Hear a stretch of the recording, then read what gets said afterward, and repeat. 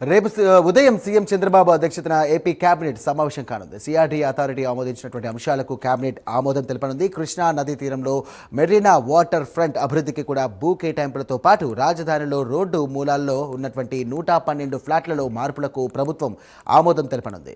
అలాగే ఎస్ఐపిబిలో ఆమోదించినటువంటి పలు పెట్టుబడులకు కూడా ఆమోదం తెలపనుంది.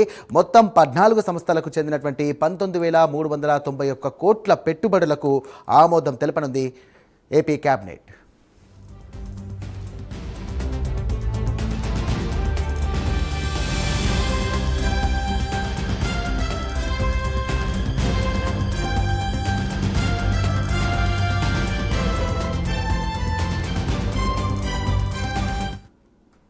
ఇదే అంశానికి సంబంధించి మరిన్ని డీటెయిల్స్ అందించడానికి మా కరెస్పాండెంట్ శ్రీహరి సిద్ధంగా ఉన్నారు. శ్రీహరి, చెప్పండి, రేపు ఎన్ని గంటలకు ఈ యొక్క కేబినెట్ సమావేశం ప్రారంభం కానుంది? అలాగే ఏ అంశాలకు సంబంధించి కూడా కీలకంగా చర్చించే అవకాశం ఉంది?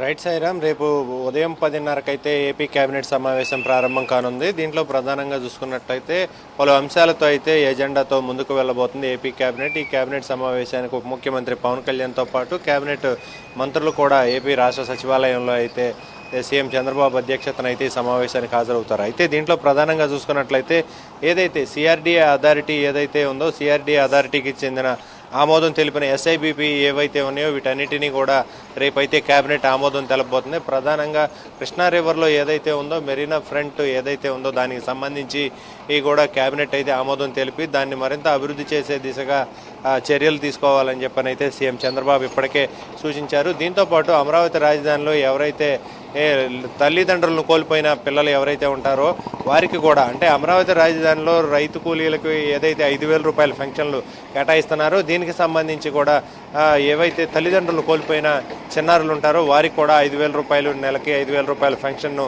ఇవ్వాలి అని చెప్పనైతే కేబినెట్ ఆమోదం తెలబోతుంది. దీంతోపాటు ఏదైతే ఫేజ్ 2 ల్యాండ్ డెవలప్మెంట్కి తీసుకుంటున్నారో ఆ తీసుకుంటున్న దానికి సంబంధించిన దాంట్లో కూడా రైతులకు కొన్ని అయితే సీఎం చంద్రబాబు బెనిఫిట్స్ చేయాలని చెప్పని కొన్ని అయితే ఆలోచించిన పరిస్థితి అయితే దీనికి కూడా కేబినెట్ అయితే ఆమోదం తెలుపుతుంది.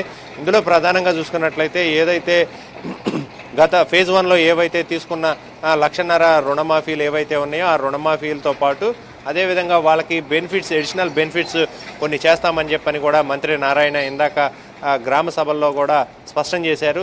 సీఎం చంద్రబాబు హామీ ఇచ్చినట్టుగా ఆయన అయితే తెలిపారు. అయితే వీటన్నిటికీ సంబంధించి కూడా కొంత కేబినెట్ ఆమోదంతో పాటు అదేవిధంగా రానున్న రోజుల్లో మరింత అభివృద్ధి చేసే దిశగా అయితే 14 సంస్థలు ఏవైతే ఉన్నాయో వాటన్నిటికీ సంబంధించి ప్రధానంగా ఏదైతే 19,391 కోట్ల రూపాయలకు పెట్టుబడులు ఎస్ఐబిపిలో ఆమోదం తెలిపింది. దీనికి సంబంధించి కూడా రేపైతే ఏపీ కేబినెట్ ఆమోదం తెలపబోతుంది. దీంతోపాటు వాటికి కావాల్సిన అనుమతులు అదేవిధంగా వాటికి కావాల్సిన ఏవైతే బెనిఫిట్స్ అడిషనల్ బెనిఫిట్స్ ఏవైతే ఉన్నాయో వీటన్నిటిని కూడా అందించేలాగైతే ప్రభుత్వ తోడ్పాటుతో పాటు సహకారాన్ని అందించబోతుంది. దీంతోపాటు రాజధాని ప్రాంతంలో ఏవైతే ఎక్కువగా ఇళ్ల స్థలాలకు సంబంధించిన రోడ్డు సోలలు వీటన్నిటి మీద వాటిని కూడా కొంత మార్పులు చేర్పులు చేయడానికి రేపొద్దునైతే కేబినెట్లో అయితే ఆమోదం తెలపబోతుంది. Sairam. Right, thank you Srihari.